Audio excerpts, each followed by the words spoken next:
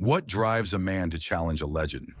What sparks the roar of rebellion on an empty road at dawn? Imagine the stillness of morning shattered by a V12 engine's growl, a lone figure racing against the sunrise. This isn't just the sound of a car, it's the battle cry of a raging bull. We're about to follow that bull's journey. Buckle up because this is the inspiring true story of Ferruccio Lamborghini, the farmer's son who took on a titan and created an automotive legend. Have you ever felt underestimated, told to know your place? Ferruccio Lamborghini did. And instead of backing down, he built one of the most iconic supercar brands in history. How did a tractor mechanic end up making Ferrari tremble? Let's rewind the clock and find out. Ferruccio Lamborghini was born on April 28, 1916, in the small hamlet of Rinazzo di Cento, northern Italy. His parents were grape farmers, but young Ferruccio had little interest in tilling the soil. Instead, he was irresistibly drawn to machines. The hum of an engine excited him more than the call of the fields. As a teenager, while others learned farming, Ferruccio was tinkering in the barn, disassembling and reassembling equipment with oily hands and a determined grin. He attended a technical institute near Bologna to study mechanics, honing the craft he loved. By 1940, on the eve of war, Ferruccio's mechanical aptitude had become his ticket out of the farm and into the wider world. World War II threw the young mechanic into the deep end. Drafted into the Italian Royal Air Force in 1940, Ferruccio served as a vehicle maintenance mechanic stationed on the island of Rhodes. His knack for machinery was put to crucial use, keeping trucks, jeeps, and generators running under the harsh conditions of war. By his early 20s, Ferruccio had become the supervisor of an entire maintenance unit, improvising fixes with limited resources. This trial by fire tempered his skills and resolve. In September 1943, Italy capitulated, and Rhodes fell into turmoil. The German forces occupying the island turned on their former Italian allies. Ferruccio initially escaped capture that was a testament to his resourcefulness. He even managed to open a small workshop under German permission, fixing vehicles in civilian clothes. But when the British liberated Rhodes in 1945, Ferruccio was arrested as a possible collaborator. After all, he had kept the machines running for whoever was in charge. He became a prisoner of war, held until 1946 before finally being allowed to return home to Italy. Back home in the farming region of Cento, Italy was rebuilding, and Ferruccio Lamborghini was ready to roll up his sleeves. He opened a modest garage in 1946, repairing cars and trucks for neighbors.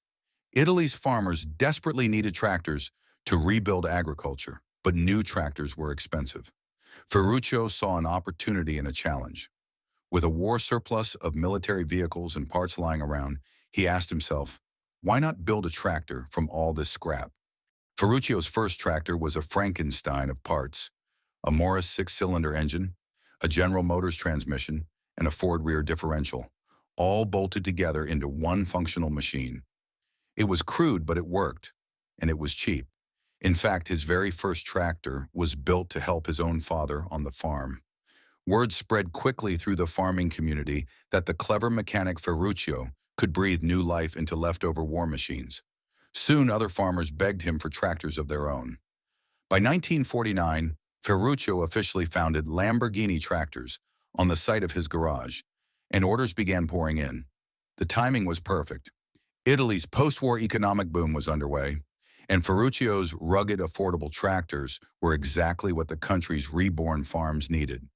His tractor business thrived, growing from a tiny workshop into one of Italy's largest agricultural equipment manufacturers within a few years. Picture Ferruccio in the 1950s, not yet the supercar magnate, but a wealthy industrialist nonetheless. Factories churning out tractors, his last name Lamborghini, painted on the engines that helped feed a nation. He was now a self-made man, respected and rich before the age of 40. And yet, inside him burned a passion that tractors alone couldn't satisfy. A need for speed, for sports cars. Despite his success, Ferruccio remained down-to-earth about his achievements. When a reporter later asked him to describe himself in short, Ferruccio chuckled and replied, "A normal chap, a man who likes creating things. A good worker in the morning, and a man who likes enjoying himself in the afternoon. This was Ferruccio's way. Work hard, and play he did. By the late 1950s, with profits from tractors and his new ventures in heating and air conditioning, Ferruccio indulged in a personal fleet of luxury cars. He bought Alfa Romeos, Lancias, Mercedes, and of course, the ultimate status symbol in Italy, a Ferrari. Little did Enzo Ferrari know, one of his customers was about to become his biggest rival. Ferruccio Lamborghini loved fast cars. By the early 1960s, he owned a stable of them. He had driven Maseratis, Jaguars, even the vaunted Ferrari. But the engineer in him noticed flaws in almost every car. One was too noisy, another's interior got too hot, the brakes on a third weren't to his liking. With the Ferrari, Ferruccio kept encountering a recurring problem. The clutch would overheat and fail. Now, most customers would simply take their car to the dealer for repairs, but not Ferruccio. He had his mechanics take apart the Ferrari's transmission, and he discovered the clutch was essentially the same as the ones he used in his tractors. In 1962, Ferruccio decided to go straight to the top to voice his concern. He drove to Maranello to meet the legendary Enzo Ferrari himself. Ferruccio politely explained the clutch issue, suggesting improvements. For Enzo, a proud and fiery personality, this was an affront. Enzo essentially told Ferruccio to stick to tractors and leave sports cars to the professionals. In that moment, in the flash of Enzo's dismissive glare, a spark ignited in Ferruccio. He left Ferrari's office furious, but also inspired. This was the point when I finally decided to make a perfect car, Ferruccio later said. The gauntlet had been thrown. If Ferrari wouldn't build the perfect Grand Tour, then Ferruccio Lamborghini would do it himself. Ferruccio wasted no time. He poured his tractor profits into a bold new venture, Automobile Lamborghini, founded in 1963 in a tiny town called Sant'Agata Bolognese, just a stone's throw from Ferrari's home turf. If this were a movie, you'd see a montage of him hiring the best engineers he could find.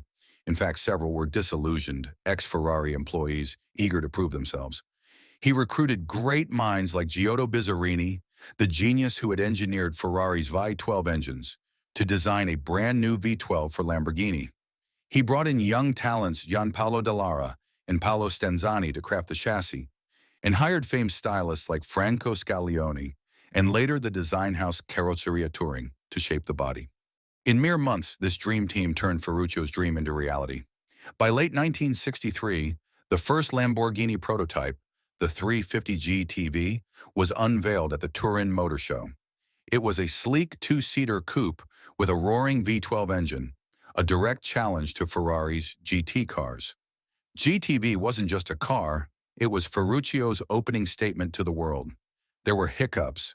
The 350 GTV styling was controversial, and Ferruccio had it refined into the prettier 350 GT for production in 1964. But the message was clear. Lamborghini had arrived, and it meant business. Ferruccio chose a symbol for his car company that spoke to his personality. He was born under the zodiac sign of Taurus, the bull. And in 1962, on a trip to Spain, he had visited the ranch of Don Eduardo Mura, famed breeder of mighty Spanish fighting bulls. Those powerful animals impressed him deeply. So for his new car brand, Ferruccio adopted a raging bull as the emblem, a direct visual challenge to Ferrari's prancing horse. The stage was set. Bull versus horse, Lamborghini versus Ferrari. The rivalry that would define supercar history was about to erupt onto the open road. The Lamborghini Miura burst onto the scene in 1966 and shook the automotive world to its core. Low and wide, with a snarling V12 engine mounted right behind the two seats, the Miura's design was revolutionary. It was painted in vibrant colors, bright yellows, oranges, lime green, as daring as its concept. When Ferruccio unveiled the Miura, named after his friend Don Eduardo, Miura's fiercest fighting bulls, it was immediately hailed as the world's first supercar, capable of 170 miles per hour and boasting a level of style and performance that was almost otherworldly. Crowds at the Geneva Motor Show stood three deep to glimpse this mid-engine marvel. Here was a car that combined ferocious power with Italian elegance, a car that made Ferrari's front-engine GTs suddenly look outdated. The Miura's impact was so profound that even Enzo Ferrari had to take notice. Lamborghini, the upstart, had delivered a masterpiece. Ferruccio was in his element. The Miura embodied everything he wanted Automobile Lamborghini to stand for: innovation, luxury, and a bit of audacity. Even the name Miura reinforced the brand's bullfighting mystique and Ferruccio's pugnacious spirit. After producing the numerically named 350 GT and 400 GT, Lamborghini fully embraced themed names with the Miura, and it wouldn't stop there. Soon came the Lamborghini Islero, named after a bull that killed a famous matador, and the Espada, meaning sword, referring to the matador himself. Each new model steeped in bullfighting lore. Ferruccio's Raging Bull brand was crafting not just cars, but legends on wheels. By the early 1970s, Lamborghini was a true supercar icon. In 1974, the company unveiled its next audacious creation, the Lamborghini Countach. If the Miura was sensual curves, the Countach was all sharp angles and shock value. Its design was so futuristic, so outlandish: scissors doors swinging upward, a periscopic rear view, a wedge shaped like a spaceship, that people literally gasped at first sight. The name Countach itself is a Piedmontese exclamation of astonishment, roughly meaning wow or holy smokes, a name not related to bulls, ironically, but utterly fitting for the reaction the car invoked. Under the skin, the Countach packed a potent V12 and pushed the limits of 1970s technology. It became the poster car of a generation, a symbol that the Lamborghini brand was about raw, unbridled imagination. With Miura and Countach, Ferruccio Lamborghini's young company established itself as the ultimate symbol of boldness and rebellion in the automotive world. Ferruccio's cars were often louder, flashier, and more extravagant than the competition, and that was exactly the point. The prancing horse had been joined by an equally iconic charging bull, and enthusiasts now debated in excited tones: Ferrari or Lamborghini, the old master or the bold newcomer. In a few short years, Ferruccio Lamborghini's determination to build a perfect car had spawned a supercar dynasty. The bull was now fully born, and it was raging on the roads, goring the conventions of sports car design. Fast forward to today. The name Lamborghini still sends a thrill down the spine of car lovers. The company Ferruccio built in the 1960s continues to produce some of the world's most jaw-dropping sports cars more than 60 years later. The lineage of the bull lives on in modern masterpieces like the Lamborghini Huracan, pictured above in vibrant green, and the Aventador, descendants of the Miura and Countach in spirit and style. Each model carries that same DNA of daring design and blistering performance. The Raging Bull logo still graces the hoods, reminding us that Ferruccio's defiant vision remains at the heart of the brand. Ferruccio Lamborghini's personal story with the car company reached its end in the 1970s, but the legend was only beginning. The late 1960s brought immense success, yet also challenges. The global oil crisis and financial strains started to bite. By 1972, Ferruccio's tractor business encountered trouble, and he faced the hard decision to sell his interest in Automobile Lamborghini. By 1974, at age 58, Ferruccio had stepped away entirely. He sold the sports car company and retired to a sprawling 750-acre estate in Umbria, where he would indulge in winemaking and hunting in his later years. One chapter ended as Ferruccio, the man, retreated from the spotlight, but the brand carrying his name charged onward. The decades that followed saw Automobile Lamborghini change hands in weather storms, almost as wild as a bull untamed. There were ups and downs. In 1978, the company went bankrupt and passed through receivership. It saw new owners from Swiss businessmen to Indonesian investors. Even Chrysler, the American giant, owned Lamborghini briefly in the late 1980s. But through all the changes, the essence of Lamborghini, Ferruccio's essence, survived. The cars remained radical. In 1986 came the LM002 SUV, nicknamed the Rambo Lambo. In 1990, the classic Diablo, and by the 2000s, under the stewardship of Audi, part of Volkswagen Group, which acquired Lamborghini in 1998, the brand was more alive than ever. The Murcielago, named after a legendary bull that survived 28 sword strokes, and the Gallardo, named for a historic bull breed, of the 2000s proved Lamborghini could blend modern engineering with its trademark flamboyance. Each new model still nodded to the bullfighting tradition, a quiet homage to the founder's passion. From the Murcielago and Reventon to today's Aventador and Huracan. And what of Ferruccio himself? Ferrari's insult had led him to automotive immortality. He lived to see his cars attain worldwide fame and to know that he had forever changed the game. In February 1993, Ferruccio Lamborghini passed away at the age of 76, but by then the legend of Lamborghini was unstoppable. All of Ferruccio's companies, from tractors to air conditioners to wine, continued operating in some form, a testament to his prowess as a businessman. But undoubtedly his most famous legacy is the car company that bears his name. The Lamborghini brand today is synonymous with daring, innovation, and excess in the best way. It's a brand that says, why follow rules when you can rewrite them? Why settle for ordinary when you can build something extraordinary? Lamborghini cars have become cultural icons, coveted by movie stars, athletes, and any kid who's ever taped a Countach poster on their wall. They represent boldness, the courage to defy expectations. Remember, it all started because Ferruccio Lamborghini refused to be told he wasn't good enough to build great cars. That spirit lives on in every Aventador that screams down a highway at 200 plus miles per hour, in every Huracan that burbles and crackles, pulling into a town square, turning every head. Lamborghini remains a symbol of boldness, of rebellion, of the pursuit of perfection.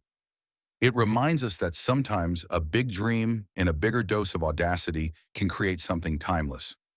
Ferruccio Lamborghini's story is more than the tale of a man who built cars. It's a story about defiance and passion. It's about a man who looked at the established king of sports cars and said, I can build something just as great. No, greater. It's the story of turning a personal insult into a legacy that the whole world admires. From the humblest beginnings on a farm to the pinnacle of automotive design, Ferruccio's life teaches us that no dream is too big and no rival too mighty if you have the courage to challenge them. Think of the empty road at dawn we began with. Once upon a time, Ferruccio Lamborghini stood on a similar road, daring to imagine a car that bore his name racing into the horizon. Today, that vision lives on every time a Lamborghini's engine fires to life. The roar that was born in Ferruccio's heart now echoes around the globe. Dare to challenge the established. Dare to build your own legacy. From tractors to supercars, Ferruccio Lamborghini proved that, with grit and passion, a dreamer can indeed become a legend. The raging bull he set free so many years ago is still running, stronger and faster than ever. A timeless reminder to never back down and to always charge forward.